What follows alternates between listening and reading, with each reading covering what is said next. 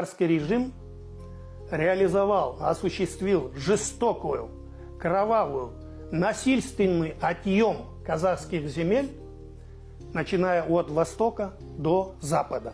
В результате вся левобережье Иртыша, начиная от Усть-Каменогорска, Семипалатинска до Ямышевска, Павлодара, оно перешло в сторону казачьих войск, и строго охранялась эта территория.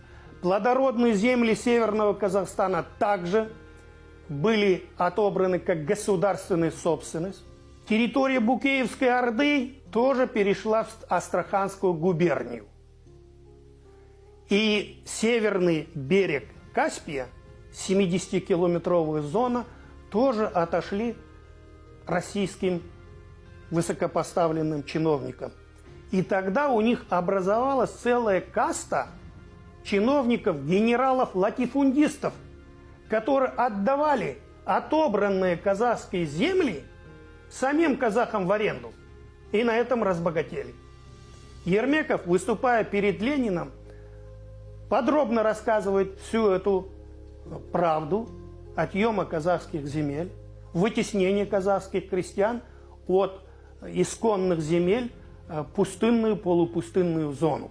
И в конце ставит вопрос: советская власть должна вернуть эти исконные земли казахам, исконным владельцам этих земель. Только тогда казахи будут перейти на сторону советской власти. А во время этого совещания присутствовали секретарь ЦК Крестинский, чиновники из Совнаркома Брюханов, Лежава. И они говорят Ленину: товарищ Ленин, Ермеков хочет создать Данцигский коридор. Но Ермеков хладнокровно, на основе исторических фактов и материалов отвергает это, доказывая совершенно обратное. Тогда Ленин воскликает: я теперь понял все. Данцигский коридор хочет создать не товарищ Ермеков, а чиновники из Астраханской губернии и наши бюрократы из Совнаркома. И полностью поддерживает позицию Ермекова. Вот как он отстаивал в 29-летнем возрасте казахскую землю, которую мы сегодня называем 9-й территорией мира. Вот кому мы обязаны.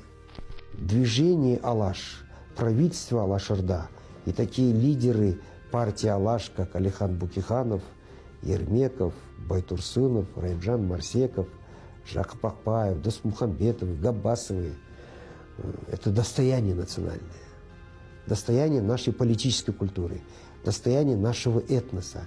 Если бы не эти лидеры, возможно, мы сегодня и не имели бы самостоятельной государственности. Возможно, мы были бы в составе Российской Федерации как отдельные автономные республики. Я вполне такое допускаю. Потому что именно эти лидеры очень четко, очень последовательно и системно обозначили претензии казахов на самостоятельную государственность. Они доказывали, что эти территории испокон веков принадлежат, что казахи имели свою государственность в глубокой древности. И это большое достижение, по сути, фантастическое. Потому что отстоять территорию 9-й страны мира, притом в непаритетной, неравноправной политической борьбе, для меня это... Я до сих пор не могу этот процесс осмыслить. Если мы скажем Алимхан Ермеков, по сути, мы должны сказать, что ему выпала такая историческая миссия – быть собирателем земель. Самым выдающимся собирателем земель, возможно, после хана Касыма, который в казахском ханстве собрал практически все территории казахов воедино. И при хане Касыме казахское ханство было одним из сильнейших государств на Евразийском континенте. То выступление Ермекова на съезде произвело большое впечатление на большевистских лидеров.